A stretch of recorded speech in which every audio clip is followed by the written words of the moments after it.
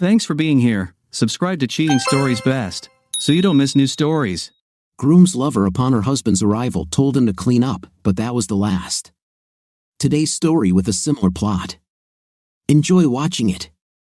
How good it is to find oneself in a cozy wooden house with a roaring fireplace during the freezing winter. When the room is plunged into darkness, the fire, impatiently leaping among the birch logs, seems like the beacon's flame, guiding ships through stormy seas. As you add a few fresh logs, the stove starts to hum contentedly, and through the closed door of the firebox, you can hear the crackling of burning wood. I glanced at the thermometer hanging across from the wooden planks. The temperature was steadily rising. The red column had already reached 15, and it showed no signs of stopping. This was despite the fact that it was minus 34 degrees outside. I built this little cabin 5 years ago. I deliberately chose the most remote corner of the forest, worked all summer alone, and finally constructed what I had dreamed of for a long time. Some women, including my wife, just can't understand why I'd venture so deep into the wilderness and spend time here in solitude. But that's precisely the appeal. To be alone and far away from people. Initially, I suggested to Allah to visit my forest retreat, but she adamantly refused. Mosquitoes, cold, solitude, even with me. She preferred glamorous social gatherings, chatty friends, and the brightly lit nightlife of the city filled with advertisements. I didn't try to change that and philosophically accepted it as a given. A solitary life in nature wasn't for my wife. And that's that. The cabin stood on the banks of a small river with the charming name Giwa. It was a peculiar peninsula, surrounded by dark waters on 3 sides. Despite the biting cold, the river had not completely frozen, and even now, in the midst of winter, I could hear the cheerful gurgling of water over the stones. I adjusted the wick of the kerosene lamp, and the room brightened. I relaxed, absorbing the warmth spreading through the room, leaning against the wall where the moose hide hung. Try as I might, I couldn't completely seal the gaps between the logs with moss. The cabin still had drafts. So, I had to hang a rug on the wall, or in my case, a hide. Right in the center of this improvised rug, carefully screwed in to avoid damaging the fur, hung an old but functional single-barrel shotgun of 16 gauge. Honestly, I'm not a hunter. I greatly admire the subculture, but I've never killed any animals for pleasure in my life. There have been instances when I had to shoot at a beast, but only for self-defense or sustenance. All the hides, antlers, and even the wolf skull that adorned the walls of the cabin were purchased from hunters for decoration. I'm not a die-hard pacifist, and if necessary, I can shoot at a person. But satisfying my ego by killing animals is not my thing. As an antique dealer, many interesting items pass through my hands. But typically, I sell everything. However, when it comes to hunting, it sticks to my hands.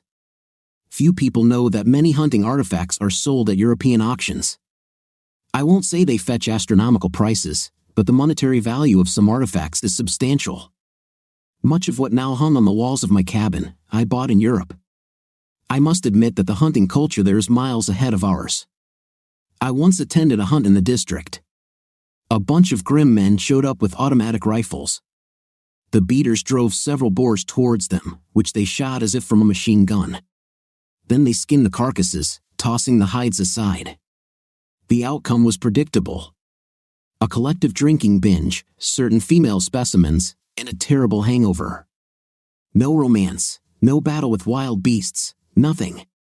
They killed, skinned, dismembered, got drunk, misbehaved, and left, leaving the forest in a mess. That's the extent of their hunting.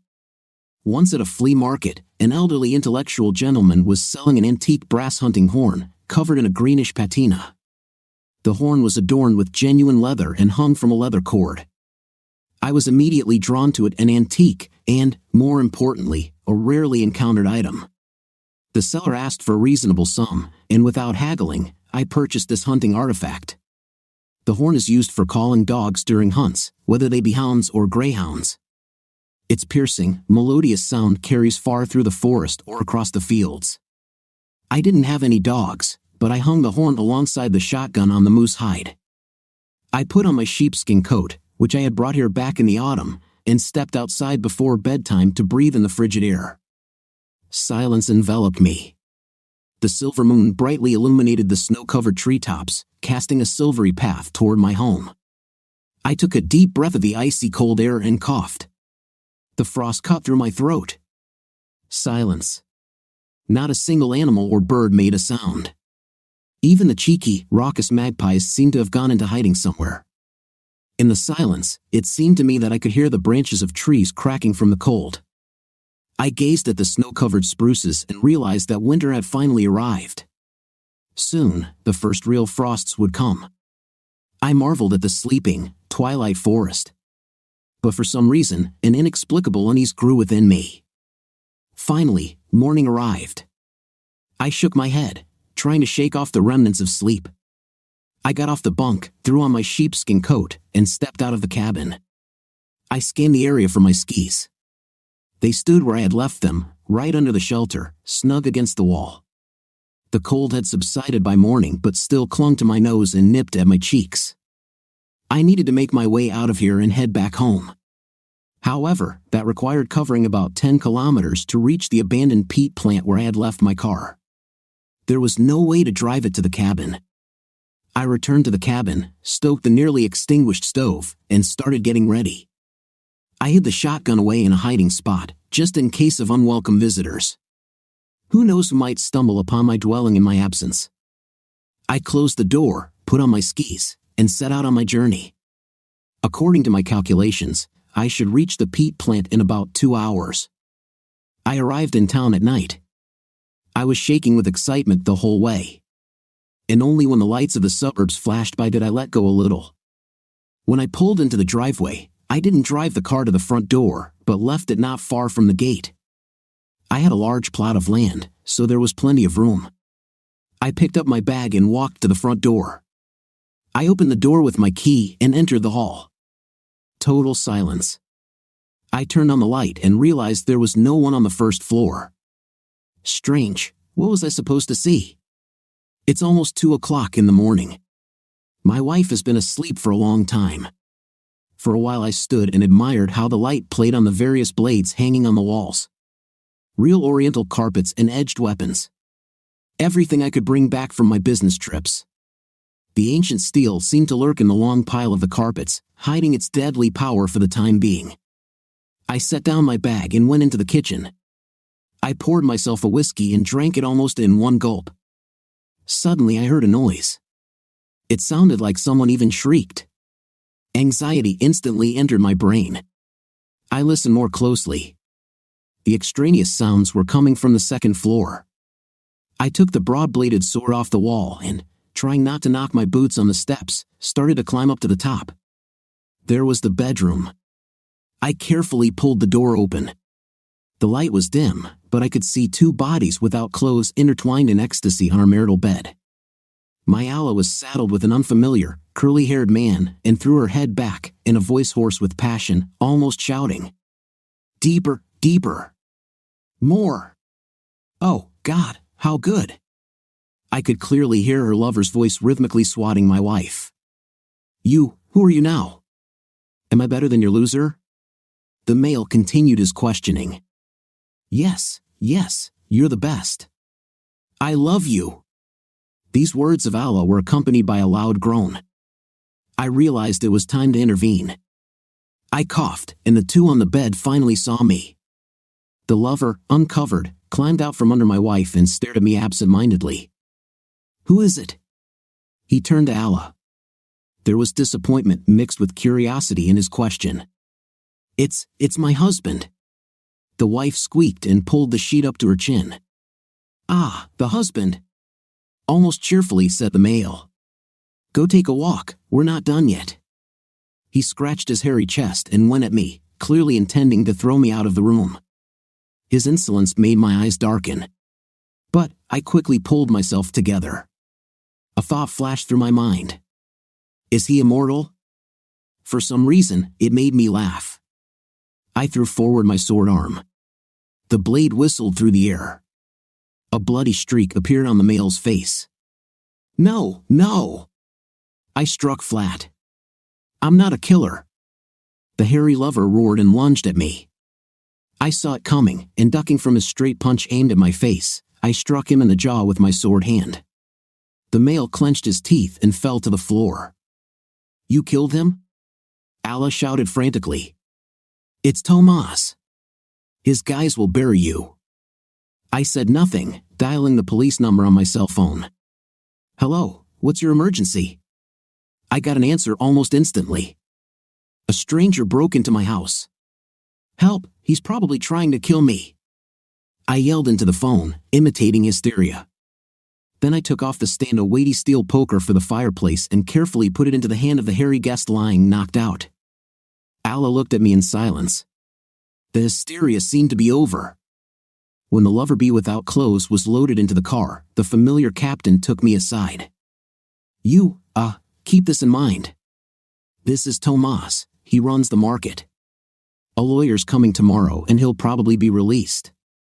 He's a vindictive idiot. There could be trouble. Thank you, Sergevich. I understand everything. Forewarned is forearmed." I shook the captain's hand. When I returned to the bedroom, Allah lay motionless, covered up to her neck with a sheet. I remained silent. There were no more feelings left, only an unbearable pain burning in my chest. Eventually, my wife began to sob, curling up into a ball and trembling all over. "Allah." I uttered her once beloved name with disgust. "I'm leaving now, I'll sleep downstairs. Make sure that when I wake up in the morning, you're not here." She started to say something through her tears, but I didn't listen and quickly left the bedroom. When I woke up, Allah was still at home. She tried to explain something to me, begged for forgiveness. She sang an old woman's song about a lack of attention, about how I had stopped seeing a woman in her. She even went as far as to claim she had cheated out of great love for me. According to her words, she would now remain faithful to me for the rest of her life, until the grave. She said something about being forced, but she only loved me. At the end of her monologue, Allah fell to her knees and grabbed my legs, begging for forgiveness. But something inside me had snapped. I silently listened to her nonsense, wanting only one thing, for her to leave as quickly as possible. When the taxi arrived, Allah stood by the car for a long time, still hoping for something. Then she got into the car and disappeared from my life. The next day, an unfamiliar man arrived at my place, appearing to be a lawyer by the look of him. He was a young, quick-witted fellow with a long nose and long hair tied in a bun, making him resemble a rat. He emerged from a large black SUV and approached my gates. The intercom rang. "What do you want?" I asked, feigning rudeness as I scrutinized the uninvited guest on the screen. "Mr. Koltsov?" The lawyer's voice was tinged with disdain. "We need to talk." "I don't want anything." "Leave." I waited eagerly for his reaction. It was evident that the lawyer didn't expect such a reception. He remained silent for a while, then pressed the intercom button again. "Well, what else?" I said, somewhat impatiently. "Mr. Koltsov." His voice became much more polite. "I have a matter to discuss with you. Please let me in." I pressed the button, and the gate opened. "Mr. Koltsov, Tomas Iraklievich wants to file a lawsuit against you for moral damages. But he's a kind person and wants to talk to you first." The lawyer closely watched my reaction. "I have nothing to discuss with your master. He invaded my home and attacked me. It's high time for me to sue him." I smirked arrogantly. "Your wife invited Tomas Iraklievich. He was her guest. After all, this is her home too." The lawyer persisted. "The house belongs to me. My wife isn't even registered here. So, it's clear illegal trespassing on private property." I stared directly into the man's eyes. "Should have just shot your Tomas. Tomas Iraklievich disagrees with that." The lawyer retorted obstinately. "He wants to meet you and discuss compensation for the injuries. I have nothing to discuss with him. And for now, get out." I decisively stood up from my chair. The lawyer silently retreated. But I understood that it was only the beginning. My mobile phone rang. It was a familiar number. "I'm listening." I quickly answered. "We have an order. Are you at home now?" The caller got straight to the point. Yes, come over. A middle-aged man with a slight bald spot on his temples sat across from me. I need ancient Eastern silver. It doesn't matter which region it's from, preferably from the 16th to 17th century, my interlocutor said as he took a sip from his glass. Coins, jewelry, or utensils? I inquired. Both, the man replied with a smirk. Preferably from Afghanistan, or at least from Central Asia. India? India works too, the man said, placing the glass on the table. So, are you interested? What's the price? I asked, feeling a bit tense. It was a complex order in an unstable region. The client named a sum that suited me just fine. When is the deadline? I inquired again. There's no specific deadline. As soon as possible, but don't rush it too much, he replied. I agree. But I have an unfinished business here. I poured myself and my guest some more whiskey. Do you need help? My guest crossed his legs. It seems like I do, I replied. I took a sip of whiskey and began to explain my problem. Life, damn it. You barely have time to recover from one blow, and then you get hit again. It's like walking through a dense forest blindfolded at night. It's scary to open your eyes. Suddenly, you might bump into a branch and lose an eye. So, all hope is in your hands. You cover your face with one hand and reach out with the other, so you don't run into a tree trunk with your forehead or nose. Have you seen a children's carousel? Everything goes in circles. Horses, reindeer, goats. They all return to the beginning. And then, they start all over again, endlessly. Maybe carousel animals think they're moving forward, but in reality, they're running in a closed loop. That's life. All events in it repeat with enviable consistency. Someone once said that life is a spiral. Everything in it develops progressively. Unfortunately, that's not the case, at least not for me. Several years ago, I fell in love with a girl who happened to cross my path by chance. Her name was Sandra. Just naming her made a sweet yearning spread throughout my body. It's been so many years, but I can't forget it all. I thought she felt something for me too. But maybe that was just wishful thinking on my part. I had to leave urgently back then. There was a matter I couldn't postpone. I left her the keys and asked her to wait for me. She promised to wait as long as it took. She spoke beautiful words about love and faithfulness. But when I returned, she was gone. In the mailbox, there were only the house keys and nothing else. No response, no greetings. She didn't even leave a note. I searched for her for almost a year. I gave up my job, rallied all my friends, and used all my connections. But Sandra had vanished without a trace. I combed through all the morgues and hospitals, psychiatric wards, and prisons. But it was in vain. No clues. In a drunken delirium, I even decided that she came from outer space. There was simply no other explanation. For another year, I was getting back on my feet. I never thought you could love a woman so much. Especially one who was nothing out of the ordinary. She didn't possess model looks, no outstanding charisma. Just an ordinary girl, of which there are many. But somehow, without her, life felt empty. But time went on, and gradually, her image started to blur. Life, in any case, dictates its own rules. I slowly began to return to a normal state. Orders started coming in again, and where there's money, sooner or later, women get involved. That's how Alla came onto my horizon. A young, beautiful partygoer. She clung to me like a vice. We met at some party, dedicated to I can't remember what. I wasn't particularly chasing after women. I poured my own drinks and gradually got drunk. The day before, I had returned from another business trip, and I had money. Drunk, I was searching for a reason to leave as quickly as possible. Being among the office drones and shallow girls with fake breasts and only one brain cell was unbearable. But at some point, a young woman of the opposite intimate landed next to me. Without getting into unnecessary arguments, she skillfully poured wine into my glass without forgetting herself. "Why are you so sad?" she asked after we had a drink. I shrugged my shoulders. I didn't really feel like talking.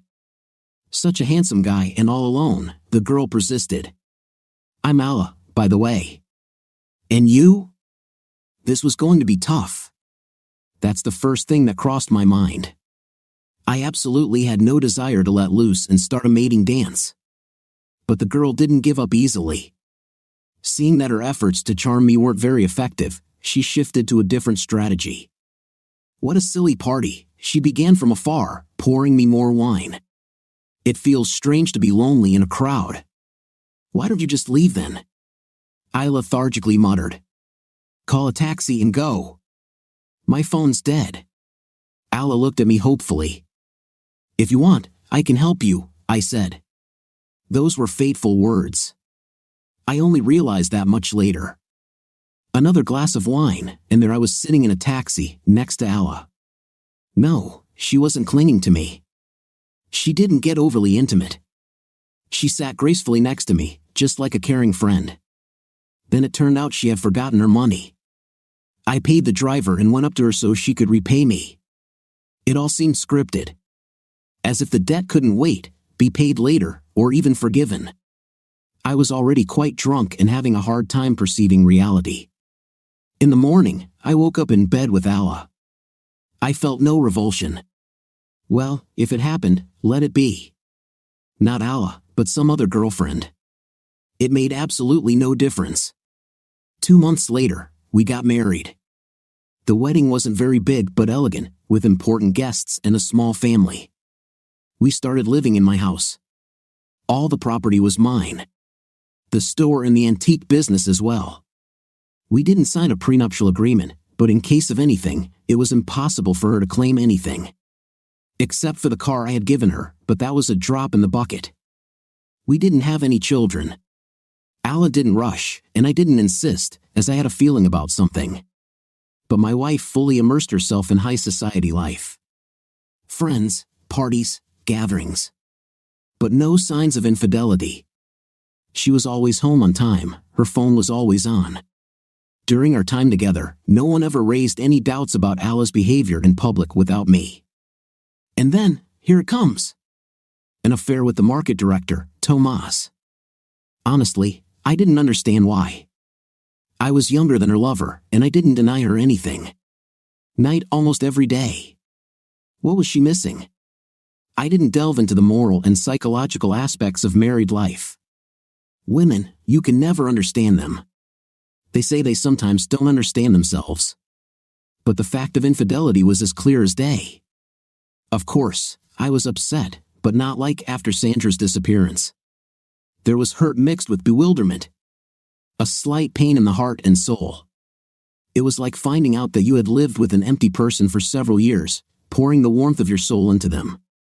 They say there's a very thin line between love and hate. Maybe that's true.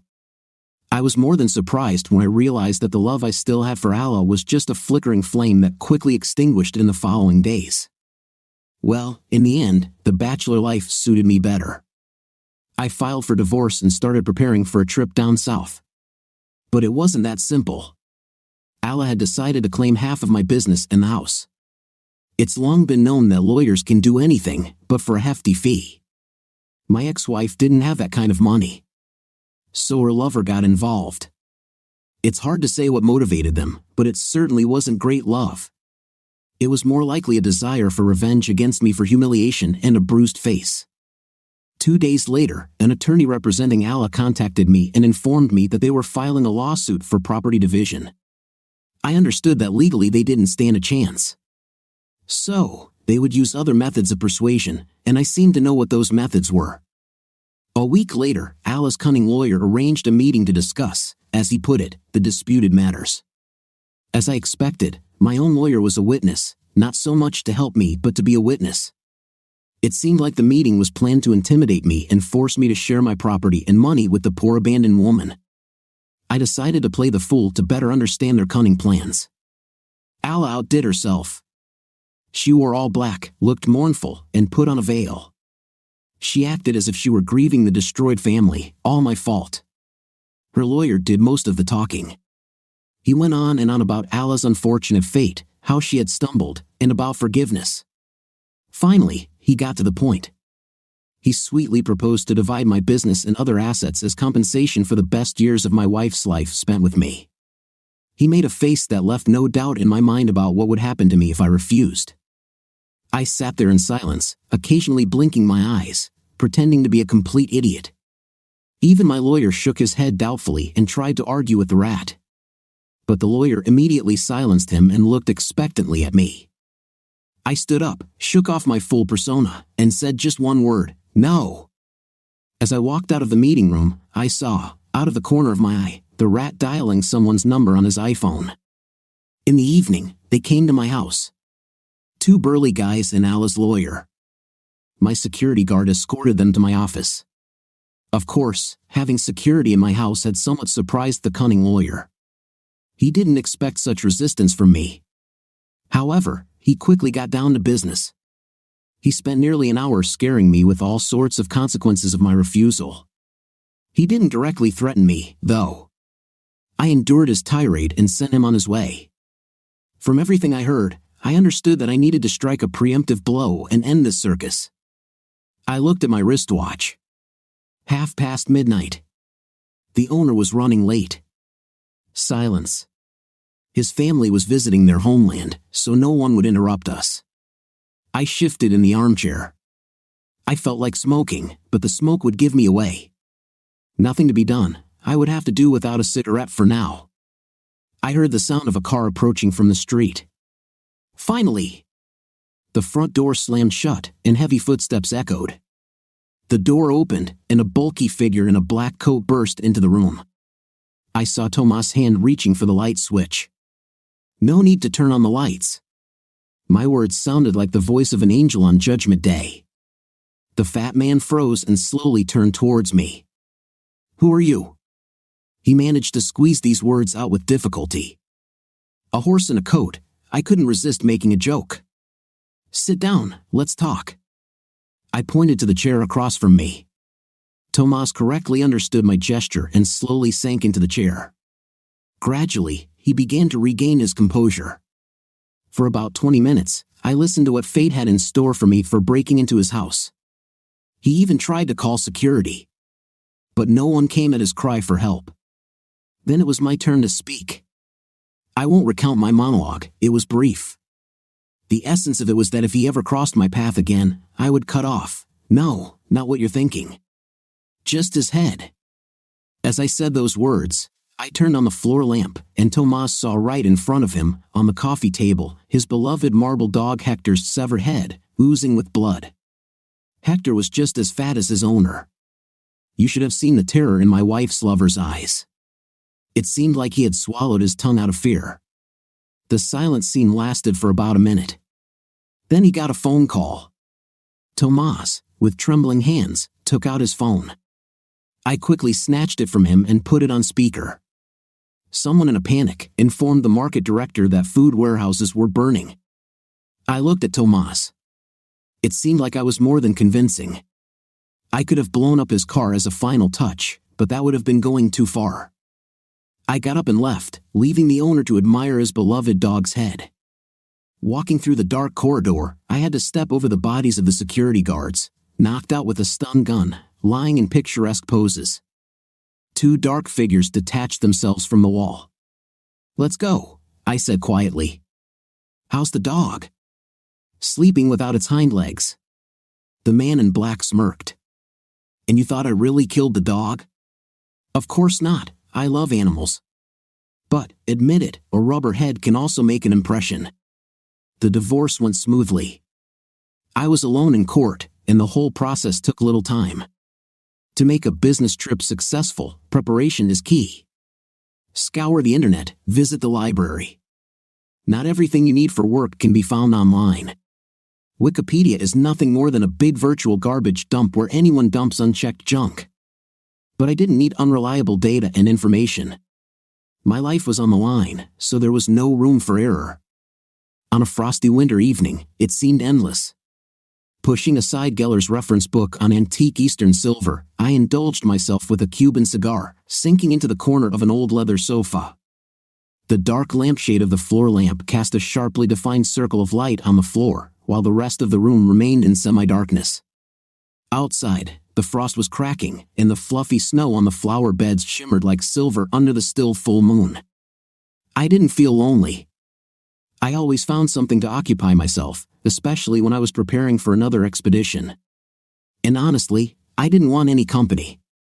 For my neighbors, I was a stranger. I disappeared for long periods and reappeared. They probably had no idea what I did for a living. And that was good. The less they knew, the better they slept. I exhaled a puff of smoke, put the unfinished cigar in an antique brass ashtray, got up, and went to the kitchen. I poured a glass of whiskey, 3 fingers high, dropped in a few ice cubes, and took a big sip. And at that moment, the intercom rang. The old ship's clock showed it was already 11:30 in the evening. I wondered who could be coming at this late hour. Reluctantly, I approached the intercom. On the screen, dimly lit by a street lamp, I saw a woman standing near my gate. She was dressed in a dark coat and had a scarf wrapped around her head, covering her up to her eyes. She didn't resemble anyone I knew. I wondered who she could be. "To whom are you looking for?" I asked into the intercom microphone, taking a sip of whiskey. "I need the owner," the woman replied clearly, leaning her ungloved hand on the brick fence. I had more questions, but suddenly I felt sorry for keeping a stranger out in the cold, so I opened the gate. "Come in." On the security camera, I watched as the woman, swaying slightly, made her way to the front porch. "Is she drunk?" was my first thought. The woman, with some effort, climbed the steps and stood in front of the front door. "Hello. May I come in?" the unexpected guest said quietly. "Come into the hallway." I let her into the house and closed the door behind her. "No, she doesn't seem drunk." The woman hesitated in the brightly lit hallway, gazing at me with large, curious, and slightly wary blue eyes. "Take off your coat and give me your scarf." The stranger removed her slightly snow-covered artificial fur coat, revealing a woolen dress of an indistinct color that hugged her well-proportioned petite figure. She unwrapped a worn-down scarf and was looking around for a coat hanger. I finally regained my composure and politely took her clothing, carefully placing it on hangers. She then took off her boots and looked at me questioningly. For a moment, I lost my ability to speak. Before me stood a charming young woman. Who was she? Where did she come from? Why was she here? These questions swirled in my mind, but I couldn't find any answers. I had few female acquaintances in this city, especially one so enchanting. I stood silently for a while, trying not to look her in the eyes. The pause seemed to stretch on. "Please, sit down," I finally said. "I'll make you some hot tea." The young woman continued into the hall, looking around with curiosity. She stopped by the rug with the weapons, silently examining the deadly steel concealed in the pile for a moment. Then she glanced at me, smiled, and eventually took a seat on the couch after straightening her dress. Leaving my guest in the hall, I went to the kitchen, heated the kettle, poured boiling water into the teapot, found a few biscuits, and neatly arranged everything on the coffee table. The woman carefully picked up a cup, took a polite sip, and then looked at me. "So, how can I assist you?" I asked politely.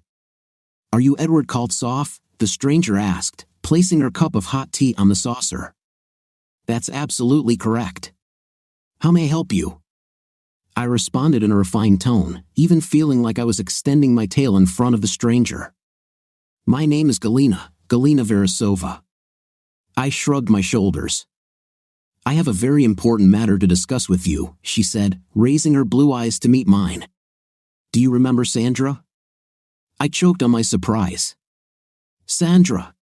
My heart betrayed me and began to race. Love might change a person, but it never dies.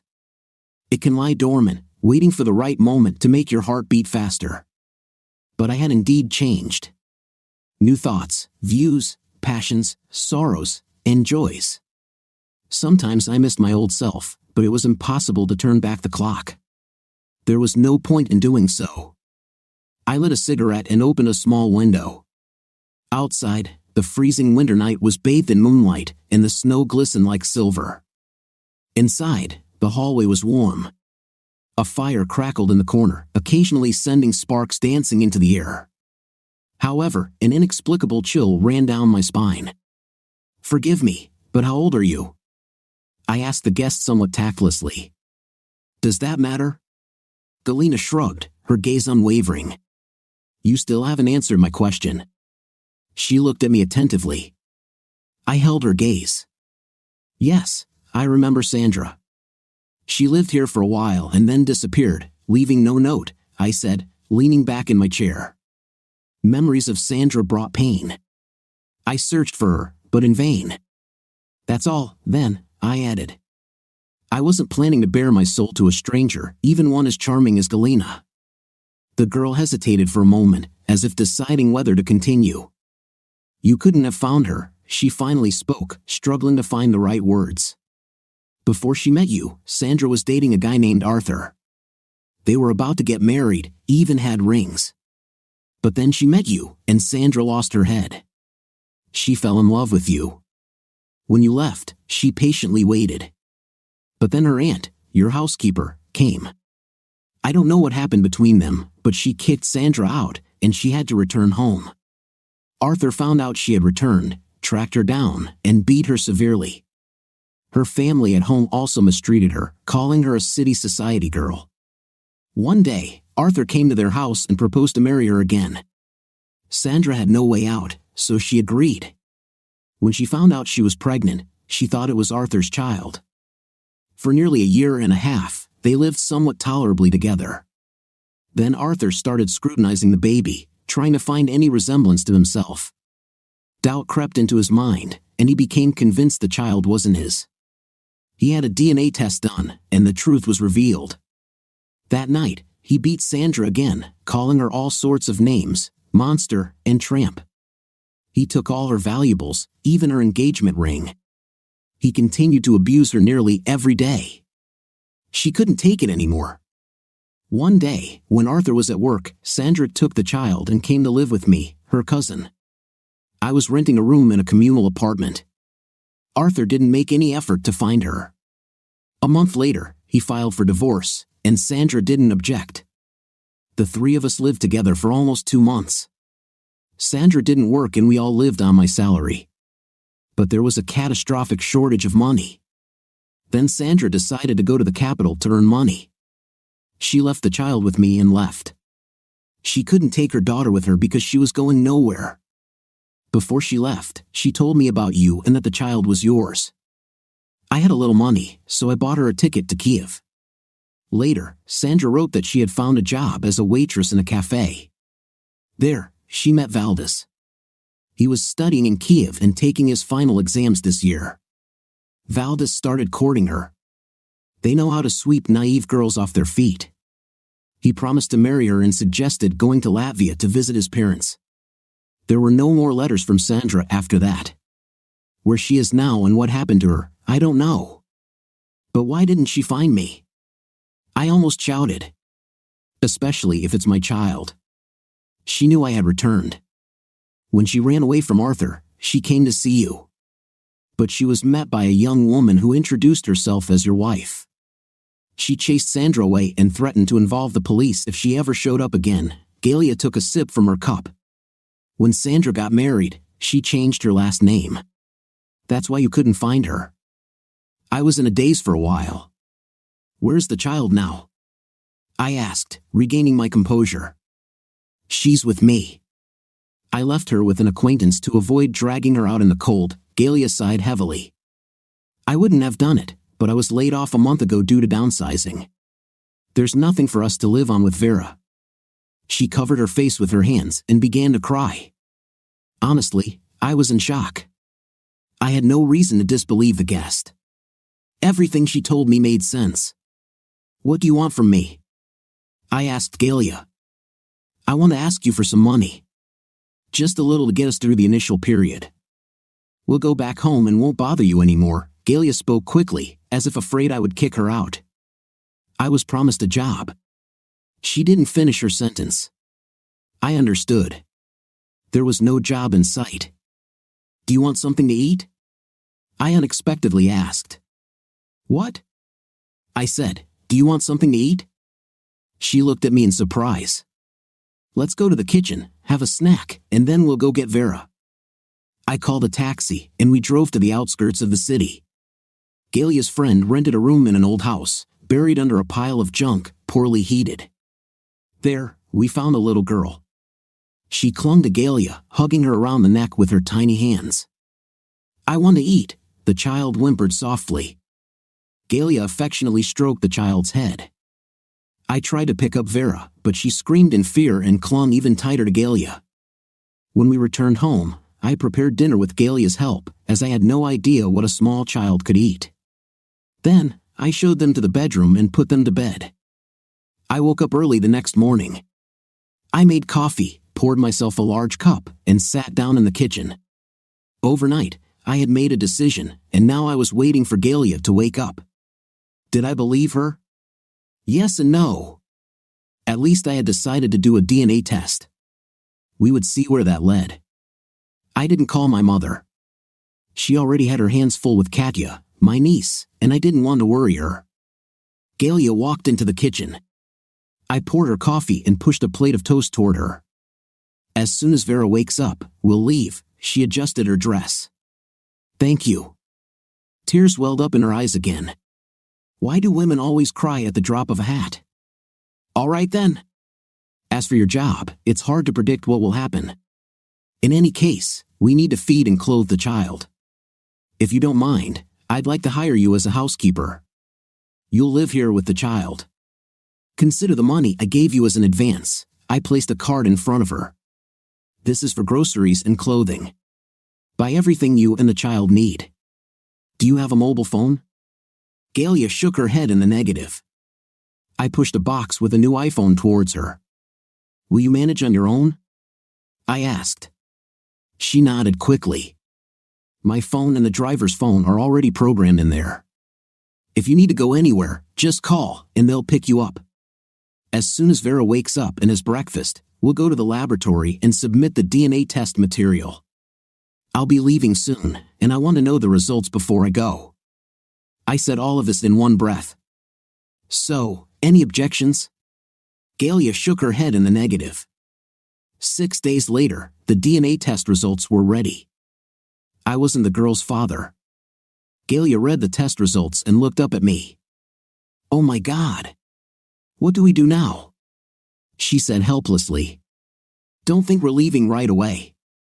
I'm sorry, I never thought this could happen. I was sure that Vera was your daughter. She placed the card on the table and went upstairs to get Vera. Wait! I slapped my hand on the table. What has actually changed? I still need a housekeeper. Moreover, I may be leaving for a while. By the way, Elizabeth Pavlovna is coming today. She will stay with you while I'm away. Galia, you and the child will be fine. The girl looked at me in astonishment.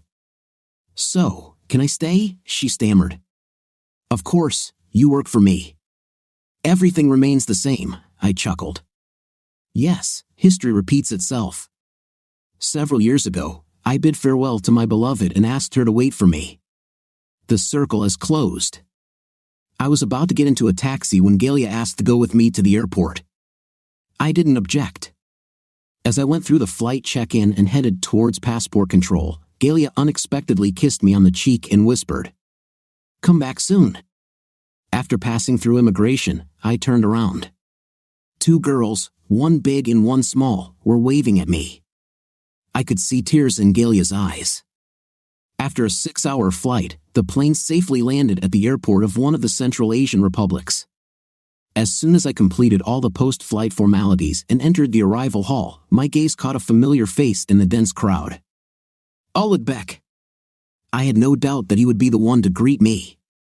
I raised my hand to signal that I spotted my old friend. Assalamu alaikum. Brother. Uludbek, dressed in a long camel wool robe and a tubatika, embraced me. Long time no see. Hello, Uludbek. I genuinely rejoiced at the reunion. It's been almost 5 years. Let's go, I have a car. Uludbek picked up my bag, and we headed towards the airport exit. After winding through the narrow streets of the ancient southern city, our car finally entered through narrow gates and stopped in the shade of a china tree. A young woman, who quickly set up the dasterkan, covering her face, bowed and then disappeared into the house. Ulrich said something to her in an unfamiliar language. She bowed again and vanished inside. "Did you get married?" I glanced at the woman and turned to my friend. "No, why would you think that?" Ulrich took off his robe and casually tossed it next to the cushions. "But I'm not an old man, am I?" I didn't delve into that topic further.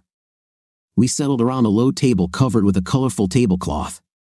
The young woman poured tea into pilas and disappeared into the house again. Quite the upbringing. We then spent a long time eating, washing down the food with aromatic tea. Ulrich inquired about the health of my loved ones. He was deeply saddened when he learned about the circumstances of my younger brother's death. "Did you get your revenge?" he asked me. "Yes," I replied succinctly, as is customary for a man. My friend nodded approvingly. Dusk began to fall. The hot southern sun slowly disappeared below the horizon, and the heat started to subside. Soon, we heard the muezzin's call to the Maghrib prayer. It seemed there was a mosque nearby. While Ulrich performed his threefold prayer, I managed to drink 2 cups of aromatic tea. When it was completely dark, the silent woman lit several lanterns, illuminating our seating area. From the darkness around us, the loud chirping of cicadas and the rustling of bat wings reached our ears. "Nearby, there are the ruins of an ancient tower," Ulrich said as if reading my thoughts. "There are many bats there. They hunt at night and sometimes fly in here." We finally got down to business. I briefly explained the essence of the problem to my friend, without going into too many details. There was no need to burden a good man with unnecessary information, especially since I would have to do the work anyway. "There's no point in going to Merv. Everything valuable has already been taken from there," Ulrich commented after chewing his lips. "Crossing the river is dangerous. The teachers are rampant there now. They gave the Americans a hard time, and they will soon take control of the entire country. We should head southeast, to the Jemer Valley. There might still be something to find there. And you can search here as well." I nodded in agreement. There were very few caravan trails through the country beyond the river, so it was unlikely that anything of value could be found there. But in the Jemer Valley, you can search. There may be coins and silverware. Just what I need. "I'll look here, maybe I'll find something." After a pause, Ulrich continued. "Well, and you, take my car, equipment, weapons and head for the southeast. You'll pick up your car papers and weapons permit tomorrow." He shouted something into the darkness and a light came on in the doorway. "Let's go inside, we need to rest." Ulrich pushed me with his hand towards the house. The silent woman led me into a small room with a bed and a small table. On the table stood a copper basin and a pitcher of water. She pointed to the bed and said something. I nodded in response, though I understood nothing. The woman said another short phrase and left. I undressed, rinsed my face with cold water and laid down on the bed. It was still hot, so I didn't cover myself with the snow-white sheet. Covering my eyes, I lay there, remembering the events of the last few days. Too many of them had come upon me. I was awakened by a light rustle and the gentle touch of someone's hand on my chest. I wanted to ask who was here, but a soft, lavender-scented hand gently clamped my mouth shut. A woman's light and smooth body came over me. The unfamiliar woman was kissing my breasts and stroking my lower abdomen. From the surprise, I lost the ability to resist. And everything happened, there was no disappointment. The warm southern night, soaked with love and oriental pleasures, did its job. When the young woman without clothes with a quiet groan was in my arms, answering me to kisses then timidly, then passionately. A common peacefulness was born in my soul for the first time in a while. When I fell asleep, tenderly embracing the submissive female body and remembering Ulrik's words, I am not an old man, my conscience was calm. I was awakened by the aroma of freshly brewed coffee. Ulrich sat beneath the chinera tree, squinting at the rising sun, holding a cup of hot drink in his hand. I quickly washed up and joined my old friend. How was your rest? Ulrich asked after taking a sip of coffee, looking at me. Ramit. I haven't slept like that in a long time, I replied, trying to discern the underlying meaning in his words. He seemed to read my thoughts. It was Amina, the widow of my friend Basim. Her husband disappeared somewhere in the desert a year ago. Fortunately, they had no children. She's living in my house now. It seems she took a liking to you at first sight. Oladbek added something in his own language. I lowered my gaze. Well, in the end, it was her choice. We had another cup of coffee. Finally, Oladbek pushed a large canvas bag toward me. At the top, covered with a mesh shawl and with an attached magazine, lay an AKSU. I felt 2 fully loaded magazines on the side. 3 should be sufficient, Oladbek commented. You're not going to war. Inside the bag, there was also a knife with a long, wide blade and an old artillery binocular wrapped in a desert-pattern sniper cloth. At the very bottom of the bag, I found a familiar Colt, a 1911 model, along with a spare magazine of ammunition. Your documents, provisions, and everything else are in the car. You can sort it out later, Oladbek said as he stood up. May Allah watch over you. The ornate door creaked, and in its frame appeared Amina. Paying no attention to Oladbek, she rushed toward me and hugged me passionately. As I departed the city, the haunting call of the muezzin echoed in the distance. The car sped along the sun-baked highway, splitting the red sands into almost equal halves. The road had been paved along an ancient caravan route back in old times. The thermometer on the dashboard displayed plus 47 degrees Celsius. The engine strained, pushing its limits. The temperature gauge steadily approached the 100 mark. I sat in the driver's seat, wearing a warm robe, with only swim trunks underneath. It was the only way to escape the heat, even if only briefly. Mountain peaks occasionally appeared on the horizon, and I could no longer discern whether they were real mountains or a mirage. This path was dying, fewer and fewer cars traversed the desert, the asphalt withered from the heat, and the few remaining gas stations rusted on the road's shoulder. All due to the heat, which consumed everything living, making the vast desert even larger. Its sands stretched all the way to the Aral Sea. I remembered how Oladbek had once told me that in his childhood, gardens flourished in these parts, and rivers flowed abundantly. Now, all of that was in the past, and the only source of moisture was the seasonal, short-lived rains, which had long been losing their unequal battle with the scorching heat. The sun relentlessly descended toward the horizon, still mercilessly scorching the dry air. The desert wind swept the tops of sand dunes, tossing hot sand onto the road. The day was drawing to a close, and I realized I would have to spend the night in the car. The only comforting thought was that with the sunset, the heat would abate, allowing me to breathe more freely. The crimson sun was almost touching the horizon when I veered off the highway onto a relatively flat patch of ground. I turned off the exhausted engine and began unpacking my belongings. I unfolded the seats and laid out my sleeping bag. I retrieved a gas stove and a canister, as I had no appetite but was tormented by thirst. I quickly lit the stove and placed a brass kettle on it, filling it with tea leaves. In such heat, the locals preferred strong green tea, called Coke chai. While the brew was simmering, I retrieved the rifle from my bag, loaded a round into the chamber, engaged the safety, and placed it on the seat beside me. For many kilometers in every direction, there was no sign of habitation. I felt as though I were in outer space. But one had to be prepared for any unexpected encounters. Soon, I was sitting on the hood, covered with a camel hair blanket, sipping hot tea to quench my thirst. Suddenly, a gust of wind blew, clouds began to obscure the sky. A neon flash of lightning illuminated the horizon, and a moment later, thunder roared directly overhead. I watched as raindrops streaked across the sky. I even prepared to take cover in the cabin. However, the downpour did not reach the parched earth, it evaporated in the air.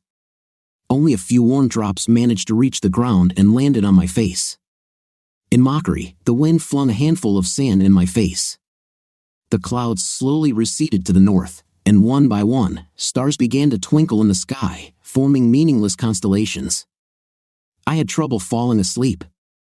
Various thoughts invaded my mind, but gradually, fatigue took over, and I slipped into slumber. I was awakened by a noise, and the car rocked several times.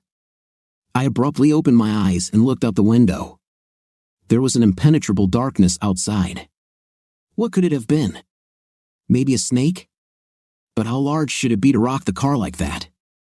Suddenly, a wave of black panic and uncontrollable fear overwhelmed my mind. My body felt as if it had turned to stone. I took a deep, hysterical breath, arching my back. With an incredible effort of will, I forced myself to find a flashlight and turn it on. Its light trembled, pushing back the darkness. It revealed the same lifeless desert all around me. I sat there, drenched in sweat, feeling my heart about to burst from my chest, my rapid breathing drowning out all other sounds. Gradually, I started to regain my composure. The panic subsided, and my thoughts stopped racing like frenzied cockroaches. I wiped the sweat from my face with my robe's sleeve and took a deep breath. Maybe it was just a dream. I tried to reassure myself. Scanning the dimly lit desert, I noticed something black, swiftly dissolving into the darkness. I remembered the rifle and placed it next to me. It was a small caliber, but still. Besides, I had the Colt .45 caliber. A pocket cannon. Holding the weapon in my hands, I began to regain my senses. I took a sip of whiskey for courage and fell silent, listening intently to the night. There were more noises again. Somewhere nearby, sand hissed and scattered quietly, but the car remained still. I drifted back to sleep. They say that in the most desolate sandy regions of Central Asia, the algoicorkoi dwells. It is a 1-meter-long earthworm, dark red in color. It only surfaces during the hottest months. The local population holds a mystical fear of the algoicorkoi, believing it can kill from a distance, either by spitting lethal venom or by delivering an electric shock. The legend of the algoicorkoi is so widespread and uniform that it is likely based on some extremely rare, endangered creature, possibly a relic from ancient times that survives in the most remote corners of Central Asia. Here, in the Red Sands, as Uludbek once told me, they also claim to have seen the algoicorkoi. He mentioned that the creature appeared only during the hottest months, in June and July, before burrowing back into the earth to hibernate.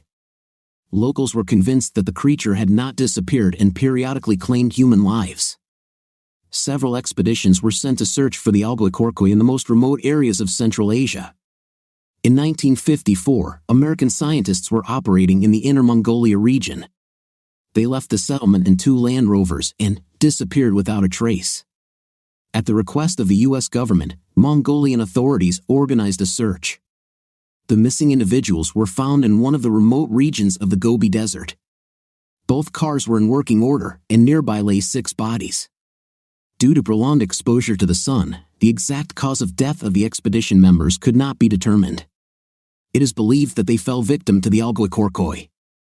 In the 1970s, 2 Soviet expeditions ventured to the Red Sands to attempt to capture the elusive creature. However, they were unable to capture it. Nevertheless, they gathered numerous pieces of evidence supporting its existence. The results of these expeditions were never published and were soon forgotten, except by the local residents. I abruptly opened my eyes again. Greeted by the twilight, it seemed it was still early, but the heat had already given way to the night's coolness. I tried to remember the dream, but it had already slipped away, leaving behind a lingering sense of unease.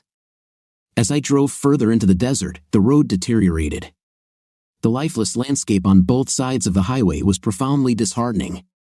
According to my calculations, I should reach my destination by evening. The Jamara Valley lay between the mountains, which had already appeared on the horizon. In the distance, my eyes caught a white dot. I stopped the car and pulled out my binoculars. Through the shimmering heat rising from the asphalt, it was hard to make out the vehicle. There didn't seem to be anyone around. I decided to get closer. I couldn't go around it anyway. Sand was all around, and my car could easily get stuck. The closer I got, the louder the alarm bells rang in my head. Something was not right here. Just to be on the safe side, I moved the rifle closer, removing the safety. A white Toyota was parked, its nose buried in a pile of sand that had blown onto the road. Inside the cabin, a man sat motionless, his head dropped onto the steering wheel. His left arm hung limply by his side, and I couldn't see what was on the right. Slightly to the left, almost in the middle of the road, lay a woman, dressed in jeans and a t-shirt. She, too, showed no signs of life. It seemed as though she had been trying to escape from someone. The question was, why had she jumped out of the car? Perhaps she was trying to get away from the driver? I didn't rush to turn off the engine and exit the car. My brain was working intensely, analyzing the situation. How long had they been here? No one had overtaken me, so they must have been here before me. At least for a day. On such a hot day, rigor mortis would set in more slowly. But still, it was evident that the bodies were not fresh. They looked as if they had just come out of the shower. Suddenly, out of the corner of my eye, I saw the driver's hand, which had been hanging motionless by his side, barely twitch. Doubts shattered like grenade fragments. It was an ambush. I shifted into first gear, simultaneously lowering the right window. The car lurched forward, maneuvering around the woman lying on the ground. There was one thought piercing through my mind, not to get stuck in the sand. With my right hand, I raised the rifle and fired a short burst directly at the Toyota's driver. I could see the bullets piercing his body. He twitched a few times, like a rag doll on a string, and tumbled out of the cabin. It seemed he was now truly dead. A pistol fell from his right hand onto the sand, but I couldn't make out the model. On the left side of the road, an automatic burst rang out. I could hear the bullets striking the side of my car. I pressed the gas pedal, and then it happened, my worst fear. The car came to a stop, stuck in the sandy drift. I opened the left door and rolled onto the sand, shooting as I went. In response, a hail of bullets struck the ground near me. My left forearm was grazed, and I felt the blood trickling. But my arm still worked. This meant the bullets had just grazed me. I pinpointed the direction of the gunfire, struggling to keep the rifle steady despite the pain in my arm. I fired a short burst in the direction of the attacker. I didn't know how many bullets I had left. There was no way to reach the spare magazine. All that was left was the woman. In the silence, all I could hear was the crunch of sand under heavy boots. I leaned against the car, bringing the rifle to bear, and waited. It was like a game now. Who would make the next move? Finally, I saw a shadow emerge from behind the car. The sun was shining in their back. The sand rustled, and a head with a baseball cap appeared. My rifle jerked, expelling the last cartridge, and the woman's lifeless body fell at my feet, the same one that had been lying on the road. For several minutes, I sat motionless, waiting for another attack. But all was quiet. I slowly crawled into the seat and turned the ignition key. The engine started instantly. Everything was normal. I carefully backed up, then took a slight right and drove through the sand to stop the car. I dressed the wound first. It hurt, but I had to bear it. The wound wasn't dangerous, but I gave myself a shot of anesthetic just in case. I didn't touch the bodies. Couple of days, they'd be gone. There's a lot of dead people around here. I checked the Toyota, but I didn't find anything. There were 3 characters. And they were all lying in the sand, showing no signs of life. Picked up the gun that had fallen out of the driver's hand. Beretta 96. Good gun. I shoved the trophy with a full magazine behind my pants belt and walked to my car. Soon a bleak desert landscape stretched on both sides of the Scoa Road. After about 60 kilometers, some buildings appeared ahead. As I got closer, I realized that it was an old, miraculously preserved caravanserai. I drove leisurely under the arch and found myself in the courtyard, where a small water fountain once stood in the center. I got out of the car and walked under the shadow of one of the arches. There were no people in sight. If there were, they were hiding from the burning sun inside. But the yard was well maintained, and where the wall was cracked or chipped, someone had reapplied fresh clay, and that had dried quickly under the fierce light. I looked around the buildings, but there were no people. Maybe no one lives here all the time, maybe they come here sometimes. The question is, why? As an inn, these buildings have outlived their usefulness. Maybe it's a staging area. In one of the rooms, I found some antique jugs. Mostly brass, but there were a couple of silver ones. I threw them in the car. I had to drive to get to the valley by daylight. Finally, the road came to the mountains. It meandered between the rocks until it came to a babbling mountain stream. It got cooler. Instead of dunes, there were trees along the road. I realized I had reached my goal. An hour later, I entered a small village. But there was electricity and, most importantly, a bazaar. That's where I was going tomorrow morning. I stayed in a small hotel, proudly called hotel. The room had a shower and a toilet. What more could a traveler want? I ate some dry rations and went to bed. I was exhausted. The trip turned out to be more than successful. In addition to the order itself, I bought something for myself. A day later, I filled up the car and 2 more cans of gasoline and set off on the return trip. I had to spend the night on the way again, but it was peaceful. By the end of the second day, I was already entering Uludbek's yard.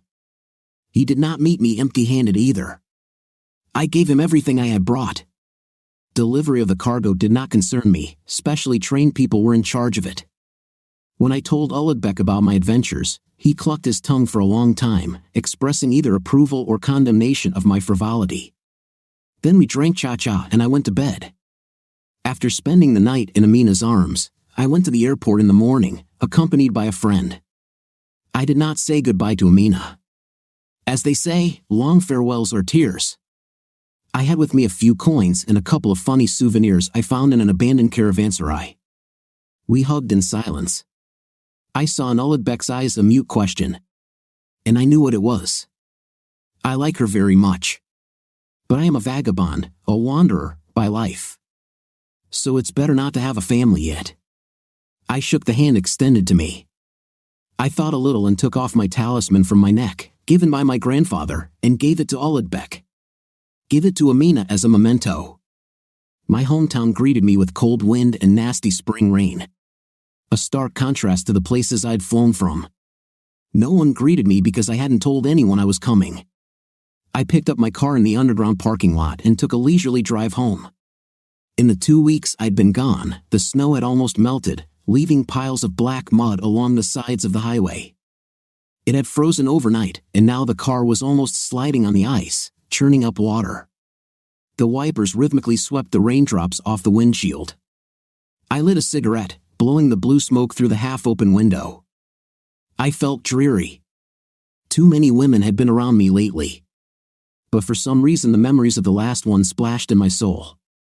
Amina! Yes, she was the one who had captured my heart.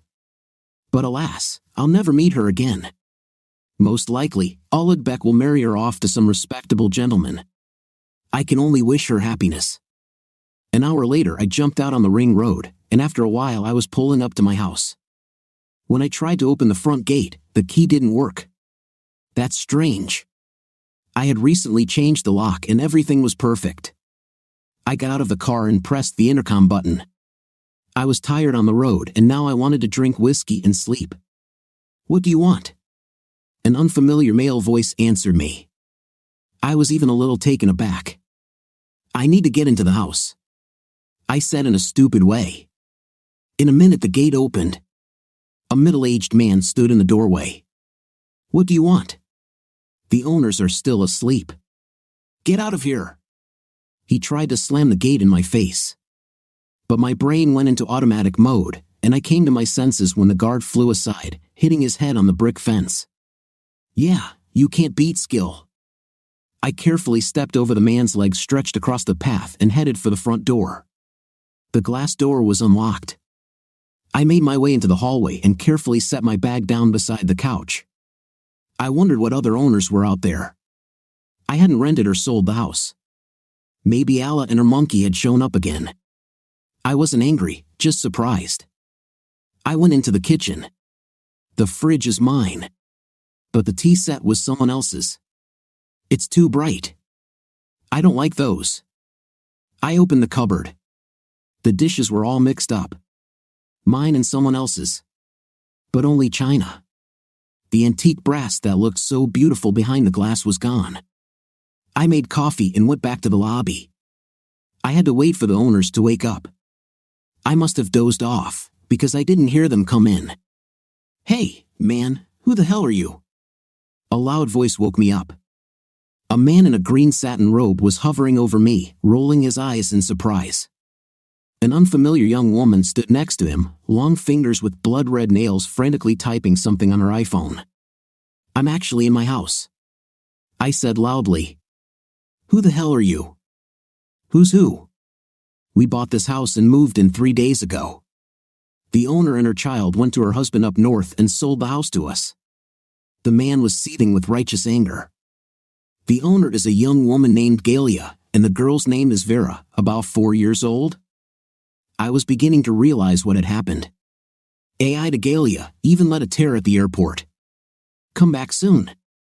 She also tried to slip me a baby. She did it fast. Everything was so banal that it made me laugh. It's true what they say. You shouldn't let strangers into your house. I can imagine her laughing at me when she left with the money. I went into the study without arguing, pushed aside the painting hanging on the wall. I opened the door of the secret safe and took out the deed to the house. "Here you go. The house has one owner and I'm not married. I'll give you 1 hour to get out of here. I'm getting tired of this. And put the dishes back where they belong. We bought this house and we're not going anywhere. You get out. If you have a problem with it, sue me." The guy was almost yelling. "Nina, did you call the police?" Well, God knows I did everything I could. I stood up and grabbed the man's nose with my right hand.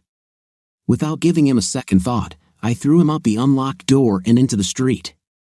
While he was splashing in the rain trying to get up, I walked over to his wife. "Get out." I didn't bother. The woman nimbly jumped outside. She jumped up to her husband and tried to help him up. I didn't feel sorry for them. From the looks of it, they're not poor, they'll get by somehow. While we were stomping around, a police car pulled up in front of the house. But it was me they were tying up. The pimply sergeant even hit me a couple of times with his fist in the stomach, consolidating the success. The policeman cheerfully dragged me to the car, shouting something joyfully into the radio station. At the police station, I showed the house documents to some important official in civilian clothes. He read the papers for a long time, moving his lips funny. Then he sighed. "This is a matter for the court to decide. You had no right to kick the current owners out of the house and to abuse them." I did not comment on his words and asked him to make the phone call I was supposed to make. I quickly dialed the number. At the other end of the line, I was listened to carefully and disconnected. About half an hour later, the door to the office opened with a bang against the wall. The boss sitting opposite me even jumped from surprise. The body of a man in a cream suit floated into the office. He took a look around the room and said in a casual manner, "Arkady Roisman, I am Mr. Kaltsov's lawyer." The man wagged his chin in my direction. "On what grounds was my client detained?" He tried to forcibly expel. The chief began to bleat something. But the lawyer didn't let him finish. "The legal owner of the house is my client. It is confirmed by documents." The voice of the lawyer completely filled the office. "Mr. Kaltsov does not have to prove what is already obvious. You are required to release my client immediately." "But he beat up the victim." The chief tried to put in his word. "The victim here is Mr. Kaltsov. The people who tried to take over his house must leave immediately. And let them pray to God that Mr. Kaltsov does not sue them for stealing his property." The lawyer waved some paper like a flag. "You must immediately send a squad and clear the house of invaders." Yes, an expert. I thought. He should be speaking at the UN. As I was leaving the station, accompanied by the lawyer and the police captain, I saw a familiar pimply sergeant standing by the car. "Just a minute, gentlemen, a little business." I walked up to the sergeant and knocked him out with a straight punch to the jaw. As he fell, his head hit the side of the police car and his cap rolled aside. When I turned around, rubbing my bruised arm, the lawyer and the captain were looking the other way. The music came in waves, almost knocking me off my feet. I sat at the bar and poured myself a third glass. The bartender looked at me sympathetically. His eyes were screaming. "More?" I nodded. Suddenly a painfully familiar face was reflected in the mirrored shelf. I sobered up. "Sandra?" I quickly turned around. Next to her, hugging her by the waist, stood a lanky type of foreign appearance. To be honest, I was a little confused. Sandra didn't see me, and I decided not to rush to her with a shout, "Hello, my love." Something told me that I should wait. I turned to the bartender. He nodded understandingly. He seemed to have seen through my ruse. I sipped my whiskey slowly, trying to keep an eye on the couple's maneuver. Sandra was dressed in an expensive outfit. She was wearing an expensive gold necklace with brilliance around her neck. I'm an antique dealer, so I know what to look for. From the looks of things, my ex-lover's in the clear. Then why the child, her daughter Vera, not with her, and with the con artist Galia? Strange, if everything's fine, why doesn't Sandra take her? Or maybe it's not her baby. The girl needed a con artist to divorce me, to get, so to speak, on pity? It's crazy. All these thoughts, sniffing heavily, were rattling around in my alcohol-soaked head. I couldn't even decide whether to approach Sandra or not. What if she's with Galia? The music suddenly stopped, leaving my ears ringing. I looked at the glass display case with the bottles. Sandra wasn't reflected in it. So they were seated at a table. I cautiously turned around. Right. There they were, in the alcove. A waitress stood at the table where Sandra and her boyfriend were sitting. The young woman leaned over and said something to her beau. He got up and walked toward the restrooms. I realized it was now or never. "Hello, my love." I spoke softly, but Sandra heard me perfectly well. "May I sit down?" Sandra stared at me for a while, then nodded nervously and looked around, searching for her companion with her eyes. "What's up? How are you?" I asked without raising my voice. "How are you?" She obviously didn't know what to talk to me about. "How is your daughter? Have you already taken her away from her friend?" I asked sweetly. "What daughter? I don't have any children. Go away, my husband will be back." Sandra looked around confused again. "Who is Vera?" I started to boil. "Who's Vera? Leave me alone." Sandra blushed. My beloved met me unkindly. And this is the woman I've been dreaming about all these years? On the other hand, I must have invented the fairy tale of unearthly love. Sandra doesn't owe me anything. Suddenly I was disgusted. I was about to get up when someone grabbed me from behind by the collar. I could see Sandra's pupils dilating with fear. "Don't, Valdez!" she shrieked. I was thrown from my chair and fell, hitting my head on the floor. While I was trying to figure out what was going on, I got a solid kick in the right side of my leg. I was drunk, but my reflexes worked, and I managed to regroup. A serious man at Sandra's, but jealous and bad. The jealous man wanted to kick me again, but I managed to grab him by the bony stag and yank him toward me. The man collapsed to the floor, at the same time pulling down the tablecloth and dishes. Now there were two of us on the floor. Not so lonely anymore. But it was time to do the honors. I got up as quickly as I could and staggered toward the exit, passing the bar. In the glass window, I saw a jealous woodpecker rushing after me. Frankly, I was getting pretty tired of fighting with him. I let him get close, then took a step to the right and punched him in the eye. The jealous man collapsed on his back, obediently counting with his head the steps of the small staircase leading to the locker room. At that moment the music blurred and his pitiful squeak was drowned out by the crazy decibels. Why do I have to get beaten up all the time? I felt so sorry for myself that I even brushed a tear off my cheek. I stood in the bathroom and looked at myself sympathetically in the mirror. There wasn't even anyone to feel sorry for me. On the cab ride home, I sobered up a bit. And that's not good. I went to the kitchen, took a bottle out of the cabinet and fell down on my favorite couch with relief. Suddenly I realized I wasn't alone in the house. Raising my head, I saw in the semi-darkness of the hall calmly sitting in an armchair an old man, with a graying in his temples. How did he get in here? That's the first thing that came to my mind. This place is a back alley. It's no good drinking alone. Suddenly the unexpected guest spoke. He took a telescopic plastic cup out of his coat pocket and with a sharp movement of his hand brought it into action. "I can bring a glass one." I muttered uncertainly. No need. The man grinned. This one is better. I poured the whiskey and we drank in silence. What's good about it? The guest frowned. Worse than our moonshine. We were silent for a while until the man got down to business. You had a very productive trip to Central Asia. The client was very pleased. He lit a thin cigarette without asking permission. But you will have to go back to those places again. I looked at the guest questioningly. There's a little business. A very well-paid one. The man let out a thin stream of smoke from his mouth. Silver again? I asked, slowly coming to my senses. No, not silver. I know of your adventures in red sands. The guest looked for an ashtray. The one where you encountered the elusive worm. Your story impressed a very wealthy man to the point where he wanted the trophy. I almost choked. But I haven't seen it. That's just a guess. I was surprised beyond belief. So figure out what it was. Mysticism or reality. The guest stood up. The fee will be. He said such a sum that my eyes went black. When do I have to go? The lust for profit threw away all doubts.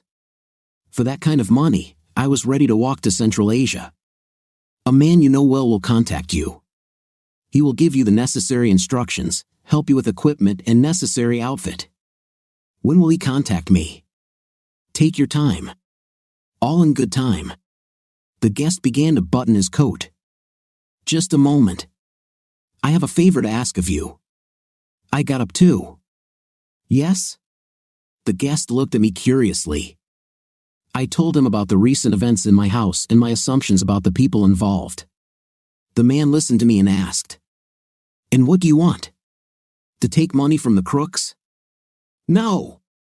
It's not my money. You can keep it as a fee. I looked the guest straight in the eye. I'm interested in the child. Who is he and where is he now? It's not God's way to give a girl hope and then return her to. All right, I hear you. The guest didn't let me finish. What to do with the crooks? At your discretion, I said. The man turned and disappeared behind the front door. Recently, I have a vintage radio in my office. Made back in the 50s of the last century. I took the receiver from my mother when she persistently complained about the abundance of old junk. It's a beautiful tube radio in working order. It had been bought by my grandfather, so it had passed to me as a sort of inheritance. It now stood on a vintage cabinet to the left of the table and delighted the eye with its perfect shapes. Yes, people knew how to make good things in their time. Time flies fast. Here in radio receivers of the 60s are becoming antiques. Yes, what is their receivers, equipment 70-80 IES now in the antique trend? I am very often contacted by fans of tape recorders of the late 80s of the last century. Ask already in video equipment of the early 90s. VCRs, analog camcorders, tape recorders. 30 years ago, we used this equipment, believing that it cannot be better, and it has fallen into vintage. DVD players are next. Apparently, every generation sooner or later begins to feel nostalgic for a bygone time and may, without even realizing it, look for things that can bring them back to their past, at least for a while. To be honest, vintage radio equipment is not my profile, but I have started to think more and more often about opening a special department in my store dedicated to this topic. Somehow I think that this direction of antique business is very promising. I made myself comfortable in the armchair, took out an empty bottle of Jameson from the depths of the table, and poured 2 fingers of the amber drink into the glass. There was no question of what to do. If there was a radio, it was necessary to listen to it. I looked out of the window. It was snowing, which was not quite typical for April. Large snowflakes were beating against the window like frozen butterflies trying to make their way to the burning fireplace. It was cold, and I stood up and closed the window. Finally, a melody of a sentimental French song from the 60s came out of the speaker. It was a wonderful time. Girls with natural breasts, stockings with elastic bands, short skirts that barely covered their panties. I even squeezed my eyes shut with nostalgic memories, clearly imagining that time, known to me only from old magazines and movies. I decided to take a closer look at the things I had brought back from my last trip. I took 2 packages out of the desk drawer and laid them out neatly in front of me. In one, in a carved scabbard, was an ancient dagger, the hilt covered with silver, tarnished from time. When I pulled it out of its sheath, the weapon fit into my hand. It seemed as if it had been made especially for me. In another bundle was a small figure of a cat-like animal made of some unknown material. It was probably carved from stone and covered with bronze paint. Its muzzle, with its mouth open, looked very spectacular. The eyes of the predator were skillfully embedded with black amethysts, a very rare variety of this semi-precious stone. The finest carving, hundreds of tiny strokes, all this made the sculpture of the beast almost alive.